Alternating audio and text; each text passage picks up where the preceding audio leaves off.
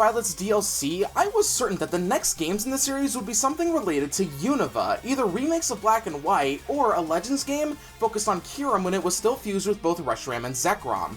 Only time would tell, and on the Pokémon Presents in 2024, everyone was shocked to see that yes, while we were getting a second Legends game, this would be set in the Kalos region, specifically Lumiose City. Pokémon Legends ZA. Not only would it be confined to the central city in Kalos, but for the first time ever, Pokémon was ditching the turn-based battle system for a real-time system. Moves have cooldowns now, and you can move your Pokémon out of an attack's range. It's something that Final Fantasy games had been doing for decades prior, and now Pokémon was taking a stab at it. It ain't all sunshine and rainbows though. There is a metric assload of discourse and controversy around this game. I already figured that some longtime fans would hate the new battle system, but the story, the graphics, by God, the graphics, everything is being ridiculed. Shit, I've seen some truly vitriolic hatred spewed at this game and those who defend it, but I've also seen some people bending over backwards to defend this game as well. Let's get one thing straight right now. I enjoyed the gameplay aspect of this game, the music was bopping, and the story, while a little wonky at certain points, was overall enjoyable. As for everything else, yeah, I'll just say this game isn't worth the $70 price of admittance on Switch 2. It all culminates into what I personally feel is a beautiful mess of a game. This is the most recent Pokemon game, so spoiler warnings are at the absolute highest that I can give. If you plan on playing this game and don't want to be spoiled, then put this in your watch later list and come back later when you're ready. With all of that said, let's dive face first back into the Kalos region and see what makes Pokemon Legends ZA so... everything. As soon as we start the game, we get to customize our character's face, hair, and eyes, and thankfully it's about as in-depth as it was back in Scarlet and Violet in terms of options. After we got our looks and name set, we can start the game properly. We open in Lumiose City at the iconic Prism Tower, where we see two characters talking in front of it, when suddenly the tower erupts in this strange purple energy, when this elderly fellow and his unique-looking Floette approach the two, with the old man saying that the strongest Mega Evolution user must be found. Afterwards, we open on a train heading to Lumiose City from the perspective of something behind our character, as it then jumps into our luggage. Finally, we arrive at Gare de Lumiose and set foot inside the massive city where people and Pokemon live their daily lives together. Soon, however, we are greeted by this individual, Urbane/Tawny. Their gender changes depending on yours and will be the opposite of what you opted for. For the sake of simplicity, I'll just refer to them as Urbane since that's who they were for my playthrough. Urbane is filming promotional films for a place called Hotel Z, and enlists our help until a message from the CEO of Quasartico Inc., Jet, blares over the city, with this acting mainly as our welcome to the world of Pokemon spiel that you're likely used to at this point. It's nothing that you haven't seen before, so you can just skip over it, and fortunately, ZA actually does allow you to skip these kinds of cutscenes, so you can actually do that now.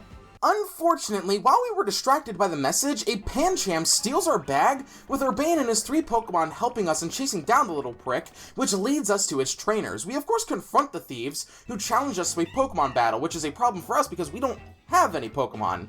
However, Urbane is kind enough to lend us one of his 3 Pokemon. For this game, we have Chikorita as our Grass-type starter, who fortunately isn't totally boned like it was back in Gen 2. Chikorita can get some great use in battles, especially if you teach it some fairy moves. Tepig returns from Gen 5 and is honestly still the best starter in my opinion, just like it was back in Gen 5. It's the only one of the 3 to gain a second type when fully evolved, that being the Fighting type. Finally is Totodile, who is again a solid choice to go with. Great move coverage, great stats, you can't go wrong when you choose the Alligator. I opted for Tepig for this playthrough for personal reasons, and with that, we engage in our first fight. Now it's time for our first battle and our introduction to the new battle system in ZA. This game uses a real-time battle system, meaning moves have cooldowns instead of power points. When you use a move, it'll need a certain amount of time to recharge before you can use it again, and this applies to everything, ranging from something as simple like Splash, Calm Mind, or Tackle, to the more hard-hitting moves like Heat Crash, Psychic, or Earthquake. You can also strategically hot-swap Pokemon mid-battle to avoid attacks or even prevent a Pokemon from getting KO'd. There is a whole new layer of strategy to battles now thanks to this new battle system. You can now effectively get away with having your Pokemon know nothing but the same type of move to bum rush a Pokemon's weakness, or bulk up with stat increasing moves to deliver massive blows. You can also move your Pokemon out of an attack's range as well, just by walking away from them. I genuinely hope that this comes back because it is easily the best part of this game. This new battle system has honestly given me some of the most fun I've had playing Pokemon in a good while. I can only hope Game Freak actually listens and that this doesn't wind up being a one-night stand. After beating the thieves and getting our luggage back, night falls over Lumio City as we find ourselves smack dab in the middle of a battle zone. So have you ever seen the movie Battle Royale? Well, it's basically that, just with a whole lot less death. We are free for the picking to any trainer who spots us. Urbane helps guide us to the exit, however, we are spotted and are forced to battle. We of course win, but soon more trainers show up looking for their wins, until Floette shows up and fires off its light of ruin into the sky as a warning, which promptly scares off the trainers. Urbane takes us to Hotel Z and offers us a stay as an apology for what had happened to us that day, where we then meet that elderly man from the opening of the game who, as it turns out, is a Z returning from X and Y. He notices a strange green blob hop out of our bag while we check in, but pays no mind to it while we're there at least. It's actually really cool to see AZ return after the events of X and Y, where we saw him reunite with his Floette. He really cleaned himself up a lot though. He's still tall as fuck, but his new outfit is rather nice compared to his homeless attire from before. After heading to our room and having a chat with Urbane on the roof of the hotel, we wake up the next day for more tutorial stuff. Yeah, the opening of this game is really slow. Like, oh my god, can I just play the game already kinda slow? The kinda slow that gives Kingdom Hearts 2 a run for its money. Urbane tells us about the group he's a part of, Team MZ, as well as the ZA Royale, a competition for trainers to go from rank Z to rank A, with any rank A trainer being granted a wish as long as it's within reason. He pleads for us to join Team MZ as well as the Royale, and whether you want it or not, consent isn't a concern of Urbane as he sets us up with the Royale anyway. Dude even puts his contact info into our phone for us. Okay, I think I see why the gender changes to be opposite of yours now. The way the ZA Royale works is that every night in Lumiose, a red hollow zone is set up to be that night's battle zone. You roam around looking for trainers to fight, and you can just straight up sneak up on them and get a free hit-in before the battle even starts. Now here's the catch. If a trainer spots you and challenges you to a battle, that can come at the risk of you and your Pokemon being stun-locked for a few seconds, so you pretty much want to treat the battle zones like a game of Metal Gear Solid. Colonel, I'm trying to sneak around, but my Lopunny is dummy thick, and the clap of her ass cheeks keeps alerting the trainers. When beating a trainer in the battle zones, you gain points to your next challenger ticket, which you need to earn in order to participate in a promotion match. But you can also earn prize medals, which at the end of the night are converted into money, and the amount of trainers you beat can actually add a multiplier to the total amount, so you can win big cash in these. But losing a match can cost you prize medals as well, so you need to pick your fights wisely. That's not all, as you can not only pick up prize medals off of the floor, but you can also get these bonus cards. You can carry up to 3 of these at a time, and these offer little tasks for you to accomplish in battles. Stuff like sneak up on an opponent, or land a knockout with a move of a specific type up to 3 times. Fulfilling the challenge on the card will award you extra points and prize medals. When you combine everything that I just spoke about along with the new battle system, it makes one of the most interesting concepts a Pokemon game has had in a long time. The main goal of the ZA Royale with the mechanics of the new battle system and how the battle zones function work so well together that I actively look forward to battles. AZ wishes us luck with the Royale, hoping that we claim victory so that Lumiose will be quote-unquote free at last. Soon, we also meet Lita, another member of Team MZ who dreams to be a pro dancer in the city. After a battle with Urbane, we head out into the city, albeit by detouring as the main entrance to Hotel Z has been blocked off by some boulders. I hate it when that happens.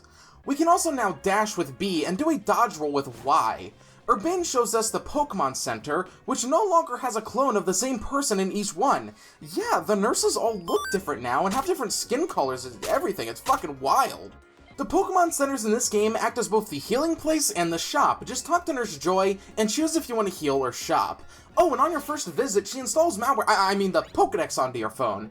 You can also find these ball guys standing outside of every Pokemon Center who collect any Pokeballs that you threw that didn't hit a Pokemon and just landed on the ground.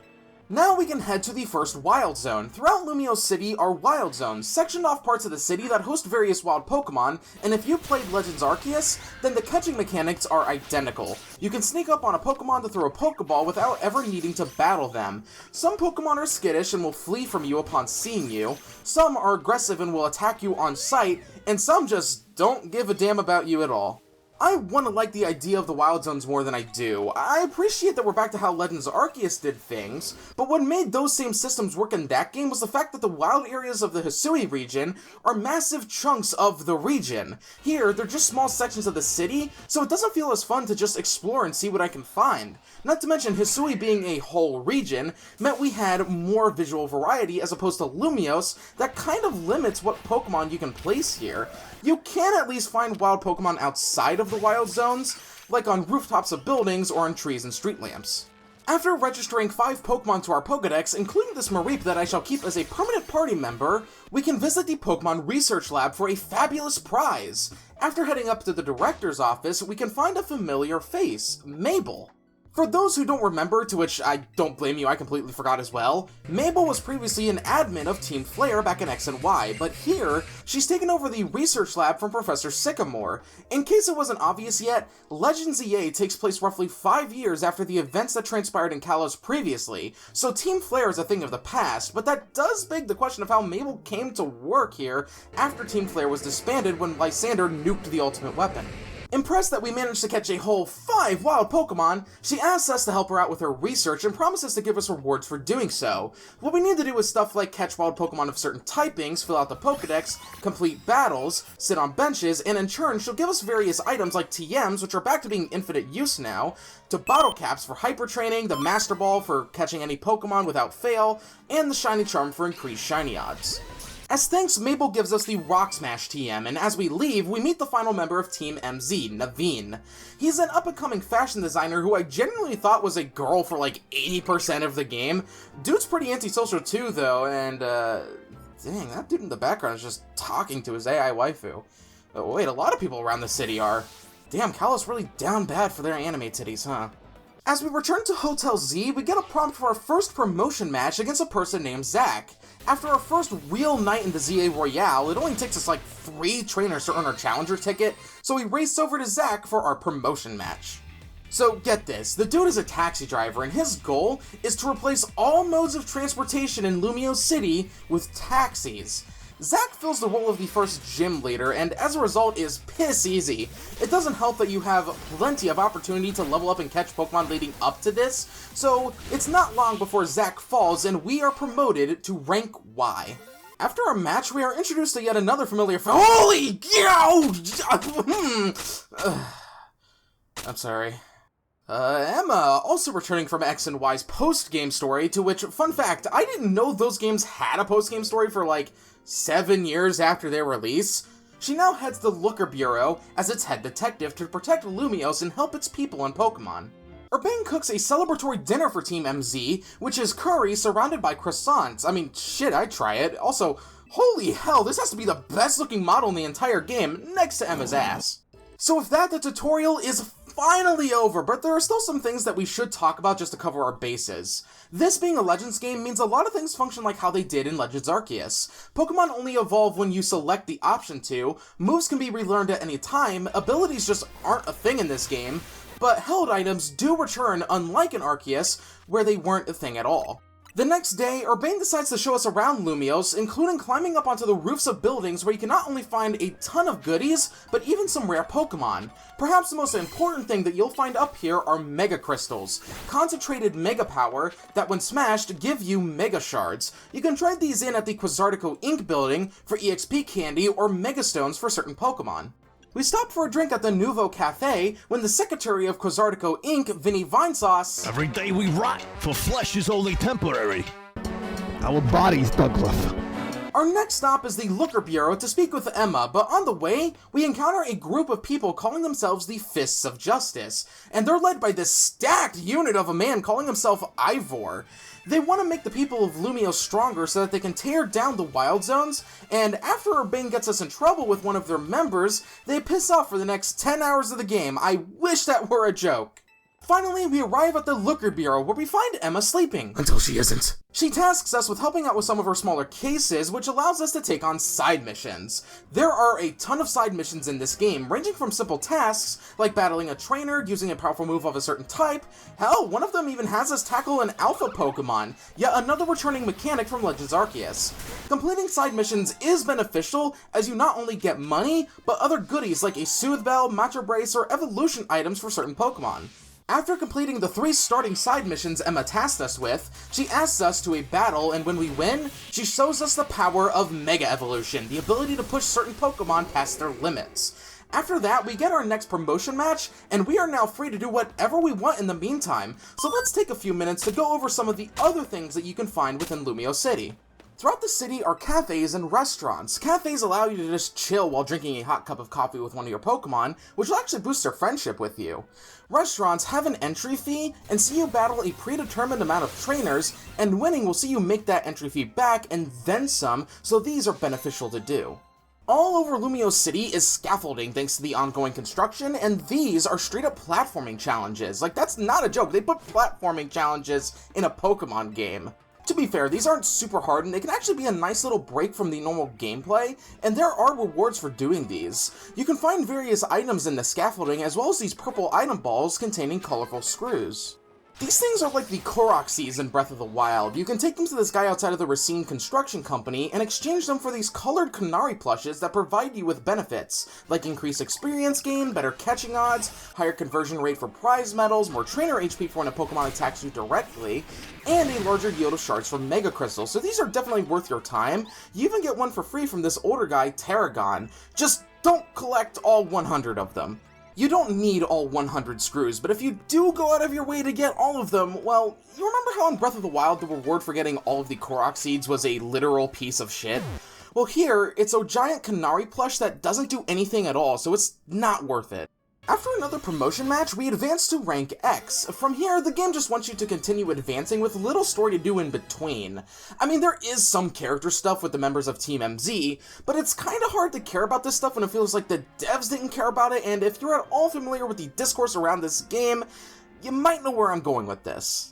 Why in the year of our Lord 2025 does the most profitable franchise on the planet Earth not have any kind of voice acting? I'm sorry, but if Game Freak wants to have these more in-depth, compelling stories in their games, then they need to recognize just how far having some kind of voice work would go for that. I don't think every line of dialogue needs a voice line, but at least the major important story stuff, like something like how Xenoblade handles it. I don't think it's too much to ask. I know the budgets for Pokemon games are low, but if the franchise as a whole rakes in $12 billion annually, then surely some of that could be spared for voice talent. After a few in-game days, we advance past rank X to rank W and even rank V after about an hour. Right after achieving rank V, we get a call from Emma where it seems even our character is imagining her ass, when a Pokemon appears before us, with it being the legendary Pokemon Zygarde in its 10% form. We give chase to the friend-shaped Pokemon, with it taking us onto a roof of a nearby building, where we find an Absol seemingly in pain. Emma and AZ catch up to us, with AZ sending his Lucario onto the roof of the building to deliver to us a Mega Ring, as Absol is about to undergo a phenomenon known as Rogue Mega Evolution. We get taken to an enclosed arena as Absol grows in size and Mega Evolves. If you played Legends Arceus, then I'm sure you remember the Noble Pokemon battles. Well, this is this game's version of those boss fights. We have to fight a rogue Mega Evolved Pokemon, gather Mega Power to unleash our own Pokemon's Mega Evolution to deal massive damage to the boss Pokemon. We only have Lucario for this fight, which is somewhat a callback to X and Y, with how Lucario was the first Pokemon you could use Mega Evolution on. You want to do everything you can to avoid getting hit, both you and your Pokemon, as the boss Pokemon will often switch between attacking you directly and your Pokemon. This can be tricky if you don't have a Mega Pokemon that can take advantage of the boss's weakness, but with this being the first one, it's not long before we defeat Mega Absol, and when we do, the Mega Power from it forms into Absolite for us to claim. Emma and AZ are both impressed with our battle prowess in saving Absol from the pain of Rogue Mega Evolution, with it being revealed that AZ was the one who had the idea for the ZA Royale to find a trainer to protect Lumios. The Absol we saved soon shows up and joins our team, allowing us to use Mega Absol in battle. After a battle with Urbane where we absolutely obliterate him thanks to our Absol, we head to the Quasartico building for a meeting with Vinny after dispatching of the guards. Vinny asks us what became of that Absol that underwent Rogue Mega Evolution, and when we reveal that we calmed it down and caught it, he becomes incredibly impressed with us and offers us a deal. If we take him down as our next promotion match, then he'll advance us and Urbane to rank F. One hell of a deal, but I'll take it for the sake of protecting Lumios. After some side missions and receiving one of the Kanto starters from Mabel, we can start working towards earning our next Challenger ticket, which doesn't prove to be much trouble at all, and after all is said and done, we take on Vinny. The dude doesn't fuck around either. He leads with a Houndoom followed by a Sharpedo, a Baneri for some reason, and finally a Drampaw, which reacts to his Mega Ring as we witness the first brand new Mega Evolution of Legends ZA, Mega Drampaw. It might be tough, but thanks to Mega Absol, we managed to pull through and we really do advance all the way from rank V to rank F. If I can be honest for a second, I was kinda let down by the fact that we just skipped to the upper part of the alphabet, as I was actually kinda looking forward to having to claw my way through the ranks, and it's not like you can just avoid this, it's required as a part of the story progression.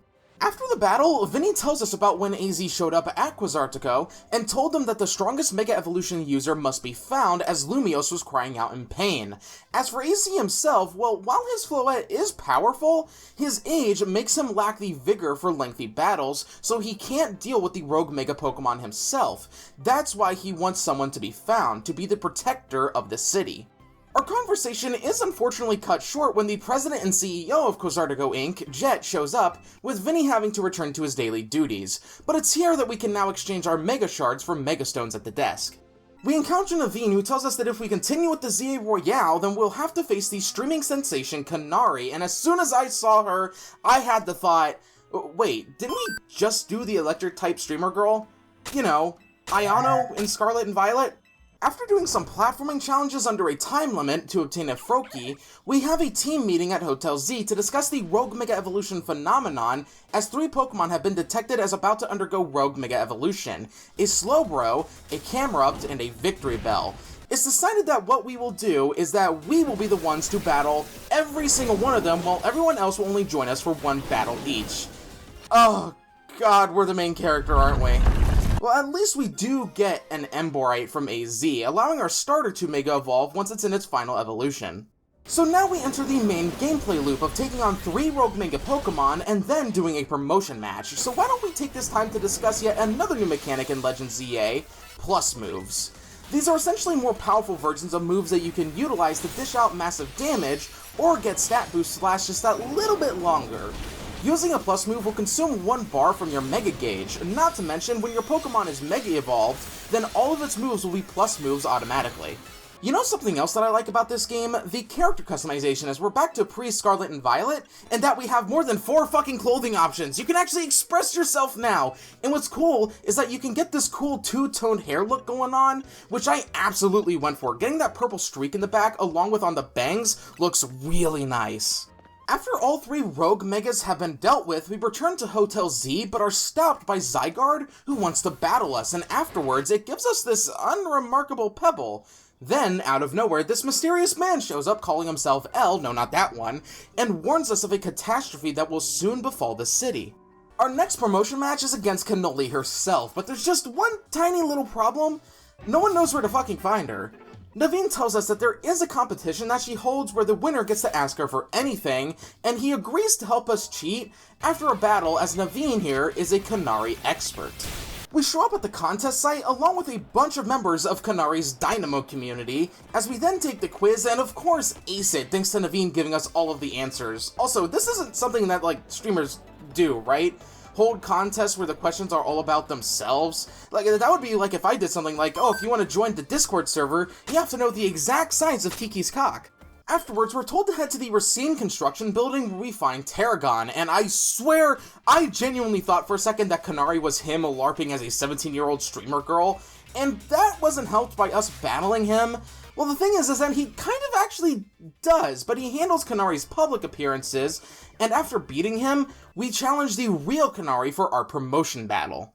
Canario here specializes in the electric type, and therefore, if you happen to have, say, something like an Excadrill, then she won't be too much trouble at all. Her Heliolisk goes down quickly, the Stunfisk is Stunfisk, it's not exactly an impressive Pokemon, and her Ampharos can also be dealt with rather fast. Her ace, Electros, does have a new trick up its sleeve, Mega Evolution, so that can prove to be rather tricky if you aren't careful, and I one-tap the thing. This fills Kanari with gamer rage as we get promoted to rank E. She also gives us an autographed plushie of herself, which we end up giving to Naveen, which I bet ya he ain't ever watching. With that, we have 3 more rogue megas to take down, Beedrill, Hawlucha, and Bayonet, which that Mega Bayonet was a fucking ordeal with how much it loves to just teleport around. We also unlock the Rotom Glide, which is basically a mid-air bungee that we can perform with our Rotom phone, which opens up a ton of possibilities for platforming, allowing us to get a lot more of those colorful screws and even more easily hop from rooftop to rooftop.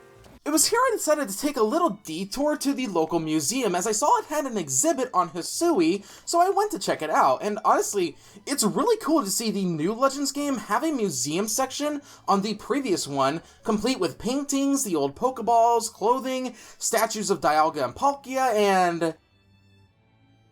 How did they get that? If we talk to this NPC, he tells us that it was donated to the museum personally by the person who wore it, and that they looked at Professor Lavington's drawings with a nostalgic air. Volo can't still be alive, can he? It's been over 200 years, Volo can't be alive, that would make no sense. No, Volo, he can't still be alive. After beating the 3 rogue megas, L and Zygarde show up again, mostly just to speak with us and inform us that we must become powerful enough to stand with Zygarde when the time comes, and that means mastering both plus moves and Mega Evolution. We now get to do our next promotion match against Ivor of the Fists of Justice. Yeah, remember them? Well, as it turns out, we can't, as Ivor doesn't use a phone, as he is so strong that simply touching the screen reduces it to atoms, so he has his younger sister, Gwen, handle phone stuff for him, but she's gone missing, so we go to Emma and enlist her help in finding Gwen. We eventually work our way into the sewers of Lumiose, and after what felt like an eternity of just wandering around dealing with illusory walls, we managed to actually find her. She asks us to a battle with her Mega Chandelure, which isn't too much trouble. Also, I love that Chandelure finally got a Mega Evolution. It's just such a cool Pokemon, and the design looks so... But afterwards, she agrees to come back and set up our promotion match with Ivor. As you can probably guess, Ivor utilizes the fighting type and leads with a Heracross. He'll also send out a Medicham, which can be tricky to deal with thanks to it being a dual psychic fighting type, not to mention Machamp, which is just a scary Pokemon, period. Finally, his ace, Phalanx, gets a brand new Mega Evolution in this game. It kinda looks a little stupid, but it can be threatening. Fortunately, Mega Gardevoir can crumple the thing down, which nets us our win and secures our advancement to rank D. We're now members of the D Club, yay! The next day, none of us are able to find Urbane around the hotel for some odd reason, until Lita informs us that he apparently borrowed a large sum of money from the Rust Syndicate, a scary organization that even alpha Pokemon run away from. Then, like clockwork, we get a call from a member of the Rust Syndicate who asks us to speak with them at their office about Urbane's debt. Lita, as well as ourselves, go to the Rust Syndicate's building, but are stopped at the entrance by one of the guards, and after crushing their Pokeballs, we are then challenged to a battle by Philippe, the right hand of the Syndicate's boss, who specializes in the Steel type. His ace, Skarmory, is now capable of Mega Evolution, and I love that we got something for Skarmory. Sure, it doesn't look too much different from regular Skarmory, but... I love gold! After the battle, we can now head inside and meet the boss of the Rust Syndicate, Corbeau. So apparently Urbane had helped a member of the Rust Syndicate, and as a token of appreciation, they loaned him 100,000 Pokédollars for shooting his promo videos for Hotel Z. But since Urbane never paid it back, and with the compounding interest, he now owes them 1 million Pokédollars.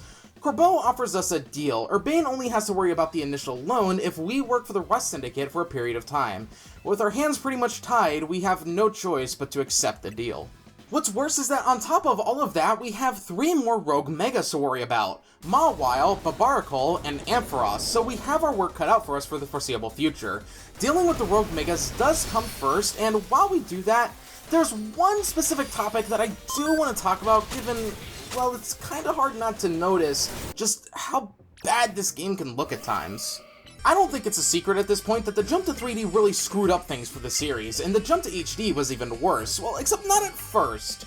Despite my thoughts on them, the first Switch Pokemon games, Let's Go Pikachu and Eevee, were promising games in terms of graphical capabilities. Sure, they looked like Wii U titles, but they still at least looked good for 2018 Switch titles. Then we got...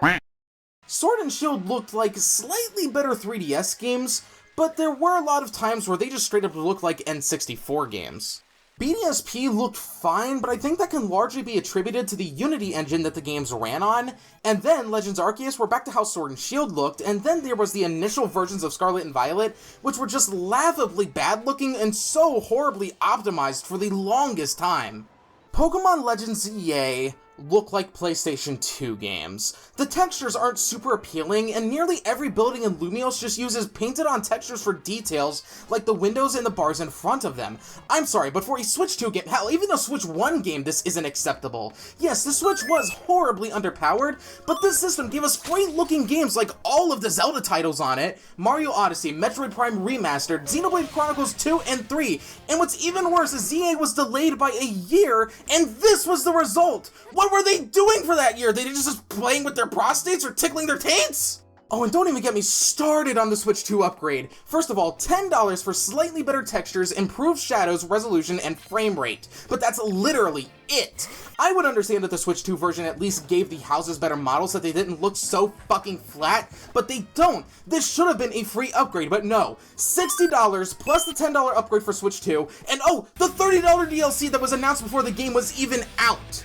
Look, I understand that Nintendo, Game Freak, the Pokemon Company, they're all corporate entities who want to make money, and that they're still riding the high of success that was the Switch 1. But there needs to be a point where someone had to have said, hey, maybe this is a little too much, maybe this will piss people off, but hey, what does it matter when you're too big to fail? Too big for people to collectively say no. Okay, so during the Mega Hunts, we have yet another encounter with Gwen, as well as Elle. He talks to us about the Mega Power spilling over Lumiose, and how it started around the same time that the renovations began on Prism Tower, which suggests that Quasartico might have something to do with it, and says that what he ultimately desires is to make a more beautiful city, a more beautiful world, which if you played X and Y, that might sound alarmingly familiar. Right now, we have to do our dirty work for the Rust Syndicate, which involves damning tasks like helping clear out some rambunctious Pokemon from an abandoned building, to clearing out Mega Crystals from the sewers of Lumiose. I don't think that these are bad guys. Soon, we are once again greeted by Corbeau, who reveals to us that Elle is indeed the former leader of Team Flare, Lysander, who was previously presumed dead after the events of X and Y. Corbeau even reveals that Lysander helped him out as a child, and thus he wants to know how and why he returned.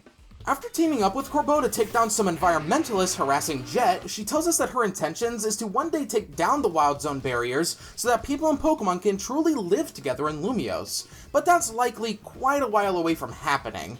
Shortly after, we get our next promotion match, which is revealed to be against Corbeau himself, who also informs us that we no longer have to work for him. Corbeau will make great use of the Poison type and leads with an Arbok, but he has his wits about him as he also uses a Gyarados, which means if you were planning to sweep him with the Ground type, then you might need to switch up your strategy. He also has a Roserade and his Ace Scolipede, which can now use its brand new Mega Evolution, which is slower, but gains a massive buff to its attack and defense. With Corbeau defeated, we advance to rank C and head back to the hotel where Corbeau checks in for a stay that night, which is a little weird. Urbane helps him with his stuff, and the next day, Corbeau gives him a lofty tip which conveniently is enough to pay off his debt. You know what, Corbeau? You and your organization, you're alright in my book, just a little intimidating. Except for this line, this motherfucker has definitely killed someone, hasn't he? AZ then gives Naveen and Lita their own Mega Stones, which Lita can't really make use of at the moment, but Naveen can and battles us with his brand new Mega Scrafty. Okay, so who at Game Freak thought that the Clans member look was okay? Afterwards, we head to the Nouveau Cafe to chill when this tall French maid lady approaches us and informs us and Urbane that we have been invited to the Steel Ball Run. Oh wait, I meant the Society of Battle Connoisseurs. This is the man who is the right hand to Lady Jacinthe, the head of the SBC. Well, we decide that we might as well check it out and see what's going on. When we arrive at Hotel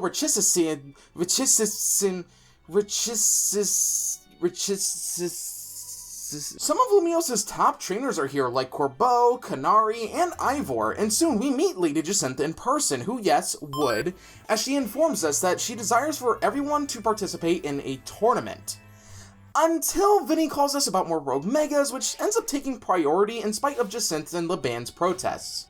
3 more Pokemon are at risk of going Mega Rogue: Frostlass, Altaria, and Venusaur, and the entire time, Jacinta keeps showing up to tell us that we should participate in her tournament. Like, okay, I get that she likes battles, but let us do our job of protecting Lumios first, come on! When all is said and done, Leban, 2 members of the SBC, and a hologram of Jacinta show up, enclose Hotel Z in a holo barrier, and demand that we enter the tournament, with us taking down the 2 SBC members before fighting Leban herself, who goes all out. Like, holy shit, I was not expecting her to go fucking sicko mode like that. Leban is a master of the dragon type, which means this fight can be brutal if you don't have the means to deal with dragons like an ice or fairy Pokemon. Not to mention, she can Mega Evolve her Dragalge, and the thing is a fucking menace and a half. After the battle, Leban reveals that she used to battle like that all the time until she lost so badly to Jacinta that she was pretty much forced into being Jacinta's servant, which implies that slavery is indeed legal in the Pokemon world. Finally, we take on the SBC tournament, which pretty much sees us rematch the previous promotion match trainers Canary, Ivor, and Corbeau. However, before we fight Jacinta, Zygarde and Lysander show up, with Zygarde demanding that we have yet another battle with it. Before the battle starts though, Zygarde transforms into its more powerful 50% form, which makes it a hell of a lot stronger. After the fight, Zygarde leaves, with Lysander revealing that he is in the process of aiding Zygarde in collecting all of its cells so that it may be complete, with him then turning to everyone in the room and asking them that they should consider what it means that Zygarde came there today, and with that, he makes his exit. Our next promotion match is against Lady Jacinta, who, as you might guess, uses the Fairy type. She starts off the fight with a Carbink and can make use of a Mawile, Gardevoir, and Aurorus. Finally, her ace, Clefable, which can now Mega Evolve into a Flying Fairy type, which can devastate you, but should you beat her, you can advance to Rank B. All of Team MZ celebrate that night, with us and Urbane now 1 step away from Rank B. However, AZ and Floette sit alone on the rooftop balcony as he speaks of the Guardian of Lumio City, something called Ange. It's very clear that AZ is regretful for what he did 3,000 years ago, and we of course do know of the ultimate weapon, but this Ange, what could that be? The next day, AZ seems pretty out of it as he says that Lumios trembles and that in order to save the city, the strongest Mega Evolution user must be found so that they can utilize Mega Floette.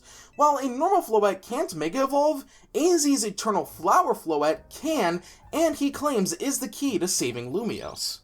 Urbane, as well as ourselves, head over to the Quizartico Inc. building, as Vinny has summoned us there, where Jet explains why the redevelopment of Lumios City was started in the first place.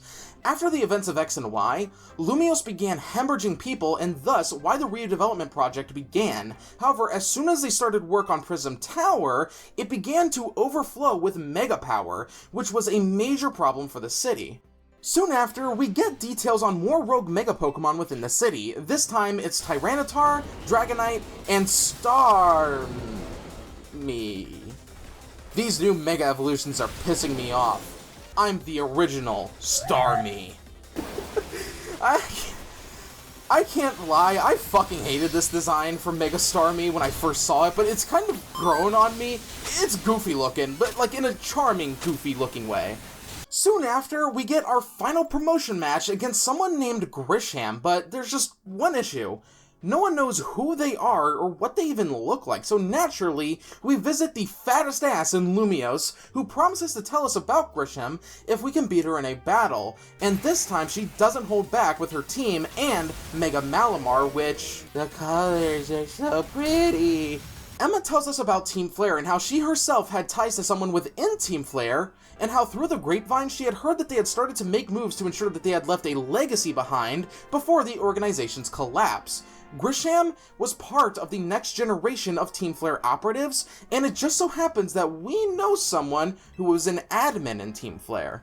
Upon confronting Mabel, she tells us her story post-Team Flare, that she and many others were arrested and put on trial for their crimes. The only reason that she isn't in prison right now is that she took a plea deal to take over the Pokemon Research Lab in Lumiose, but that came at the cost of her being unable to leave the city. As for Grisham, she tells us to visit the Nouveau Cafe. Taking Mabel's word for it, we head to the cafe and speak with the chef, who is revealed to be Grisham, and that the Nouveau Cafe truck was merely a front for Team Flare Nouveau, which Grisham and his barista, Grizel, are the two known members of. They tell us to meet them at a different location, one that might be familiar to those of you who played X and Y, the Lysander Cafe. After a battle with Grizel in front of the closed-down cafe, where we need to take down her Mega Pyroar, Grisham tells us the reason that he chose to fight in the ZA Royale. At one point, Team Flare stood for the desire to make a beautiful world by helping those in need, but one day, after learning of AZ and the Ultimate Weapon, Lysander went mad and wanted to use the Ultimate Weapon to burn Kalos off the map. He invites us inside to learn the truth about AZ and tells us to delve into the Lysander Labs, the former base of Team Flare. This place is an actual dungeon, crawling with powerful Pokemon, including Metagross, which you can't get anywhere else in the game. We have to restore power to the teleporters in order to find the key card for the elevator, and after doing so, we head down to the lowest floor of the facility, where we gain access to several files from Lysander about the Ultimate Weapon, AZ, the legendary Pokemon of Kalos, Xerneas, and Yveltal, and Lysander's desire to create his new, beautiful world. Soon, Zygarde and Lysander show up, with Lysander explaining that the Ultimate Weapon wasn't the only abomination AZ created, as another device lies dormant under Prism Tower, one that requires a particular Floette to work. He elaborates on what he can remember, and that after he destroyed the Ultimate Weapon in Team Flare's HQ with it, Zygarde rescued him for an unknown reason, but that's why he's dedicated to helping Zygarde out and carrying out its will. With all of that knowledge in hand, we confront AZ, with him more than willing to discuss his past actions with us. He is of course terribly regretful for what he created, as it was all made out of malice. The Ultimate Weapon was created to end a war by killing millions. Then, 1,000 years later, AZ created Ange, a device meant to, and I quote, give meaning to the eternal life that he had burdened Floette with. However, now Ange is radiating Mega Power without Mega Floette present, which has led to the Rogue Mega Evolution phenomenon. It's clear that AZ deeply regrets everything that he's done and would take up the task of making up for his past sins himself if he could, but due to his advanced age, it makes him physically unable to do such things, and he of course apologizes to us for having to bear the burden of his sins. But we take it in stride and are more than willing to do what we can to save Lumiose. Afterwards, we head to the Nouveau Cafe for a promotion match against Grisham. Grisham doesn't really specialize in a specific type, so you'll need a diverse team in order to take him down. He leads with a Pangoro and can swap to a Malamar, Tyranitar, Salavance, Pyroar, and his ace Charizard, which he specifically utilizes Mega Charizard X. You know, the cooler looking one. With Grisham defeated, we finally achieve Rank A and conquer the ZA Royale. During our victory celebration, AZ cries out to Floette, who seems to be in a lot of pain, which can only mean one thing. Ange is about to awaken, and sure enough, that night, we are woken up as Mega Power begins to overflow from Prism Tower, which could lead to an explosion of rogue Mega Pokemon all throughout the city. AZ tells us to take Floette to the tower so that it may control Ange before things go horribly wrong.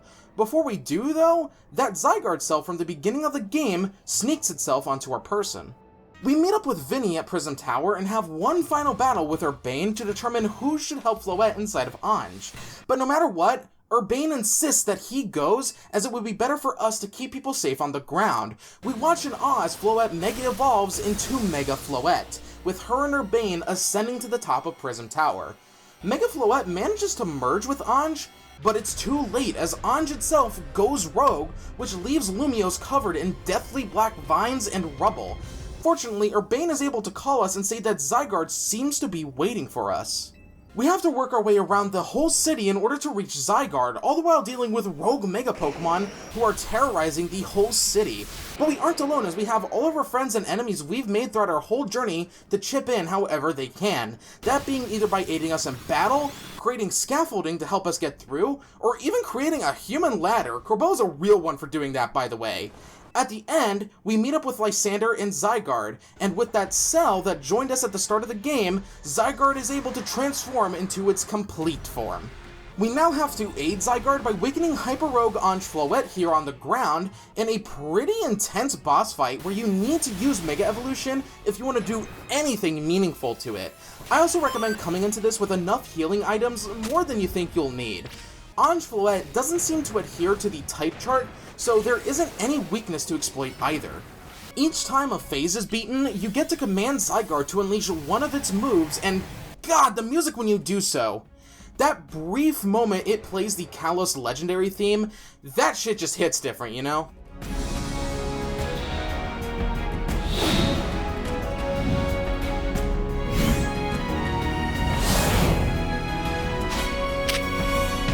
You'll have to repeat this about 2 more times, and after doing so, it seems that Anj is down for the count.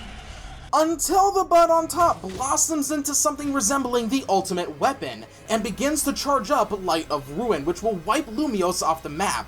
Then, that pebble Zygarde gave us earlier begins to emanate with power and reform into a Mega Stone, Zygardeite.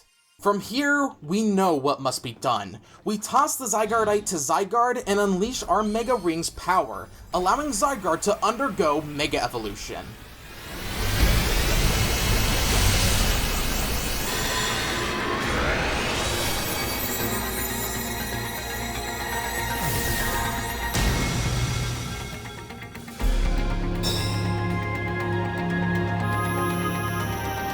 Mega Zygarde. Anj fires off Light of Ruin, and as it descends downwards, we command Zygarde to unleash its brand new move, Nihilite, a massive fuck you Kamehameha wave that obliterates Light of Ruin and destroys Anj for good. Urbane and Floette do manage to make it out okay, much to everyone's relief.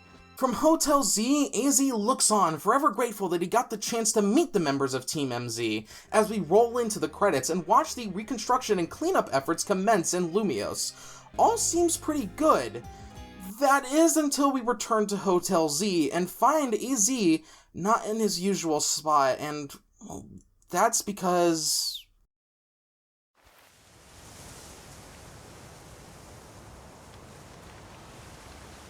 all of us gather around his grave, still seemingly in disbelief that AZ's really gone. Lysander watches from a distance, who also seems pretty surprised by AZ's sudden passing. But soon, we decide to head back to the hotel, with our characters saying their final goodbyes to AZ as we close out the main game of Pokémon Legends ZA. As for the post-game, it is rather short in comparison to most other Pokémon games, but then again, this game is getting DLC down the line. For now, let's just focus on what you can do in a post-AZ world. With us and Urbane reaching rank A, we are both promised a wish by Jet and Vinny, which ends up being to continue the ZA Royale under the Infinite ZA Royale. It's functionally the same as it was before, but now the challenger we face by earning our promotion ticket will be randomly selected from a pool of trainers like Lita, Kanari, and Zach, who is... oh my god! Another thing of note is that the area around Prism Tower has been transformed into the 20th Wild Zone and contains some great Pokemon like a large pool of fully evolved Alpha Pokemon, and even the Kanto and ZA starters, which is fantastic for filling out the Pokedex. Speaking of filling out the Pokedex, you'll have to trade some Pokemon to get those trade evolutions if you want to do so, and that leads into my next topic, the online system. This can be accessed at any point during the game, but I wanted to wait until now to talk about it. You can, of course, trade Pokemon with people locally or through the internet, as well as battle other trainers. This game even has a ranked mode where it's a 4-player free-for-all, and achieving a higher rank in this mode will net you cool rewards like the Mega Stones for the Kalos starters, Chestnut, Delphox, and Greninja. As of me recording this, only Mega Greninja has been made attainable, with the others becoming available later on down the line, although fortunately it seems like getting them is actually going to be easier, as in order to get the Delphoxite to get its Mega Evolution, you just have to reach rank S in the online mode. Next, you can partake in some missions to get the 2 Kalos legendaries of X and Y. By working with Grisham and participating in this Rogue Mega Simulation test with Vinny, which actually allows you to re-challenge the Rogue Megas, we managed to find the one that takes, the Pokemon of Death, Yveltal. And by working with Mabel to take down some absurdly powerful alpha Pokemon running amok in some of the wild zones, we managed to take on the one that gives, the Pokemon of Life, Xerneas.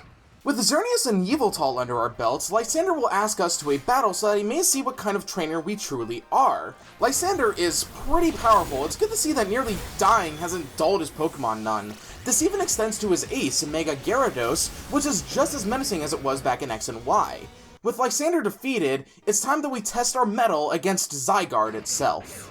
The boss battle against Zygarde is the culmination of everything you've learned up to this point. Phase 1 isn't that bad, since it's just in its 10% form, but afterwards, it gathers its strength and transforms into its 50% form, where you might struggle a bit if you aren't adequately prepared for this fight. Zygarde gets a lot more powerful, and gains some new attacks like Rock Slide, and can unleash Land's Wrath. Once you've bested its 50% form, Zygarde gathers all that it can and transforms into its complete form, which is deadly. It may be slow, but it has some devastating attacks like 1,000 Arrows and 1,000 Waves. Plus, he can now use his signature move, Core Enforcer, to blast the whole arena. It's a hard fight, but with enough patience and practice, Zygarde goes down and allows us the opportunity to capture it. Lysander is very impressed with us that we were able to best Zygarde at its full strength and catch it. He gives us the Zygarde Cube, which will allow us to change its forms as we please. He then decides that for the next 3,000 years that he must live, he'll work towards achieving his goal of making a more beautiful world, not by destruction, but by helping those in need to flourish. With that, Lysander leaves to begin the next chapter of his life. From here, you're pretty much free to do whatever you want. Complete more missions, participate in the ZA Royale, shiny hunt, help Mabel with her research, gather more Megastones, fill out the Pokedex. The choices are yours and yours alone. There are other things that we can do, but I'll leave that as a surprise for you to discover on your own. I'll just say that there may be a way to get Eternal Flower Floette and use its brand new Mega Evolution. But I think with all of that said, we can finally end our adventure in Lumiose City.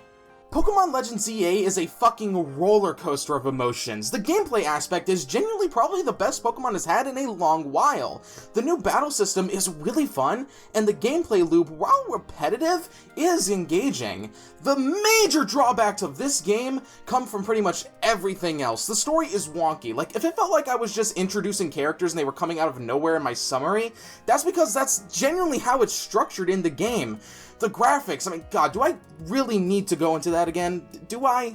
It leads to what I personally feel is a Pokemon game that is solely carried by its gameplay, because everything else around it is either mediocre at best or just plain bad, maybe except for the music.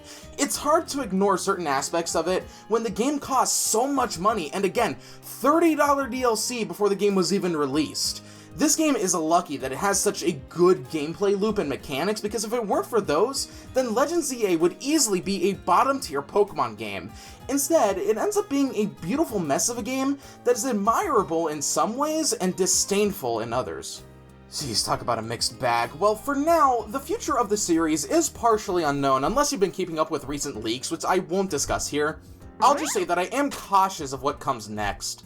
I can only hope that with 2026 marking the franchise's 30th anniversary, that Game Freak puts all of the love and care into the Generation 10 games that they deserve. Subscribe to the channel if that sounds fun to you, and leave a like and a comment should you choose. And with all of that said, have a great day or night. Peace.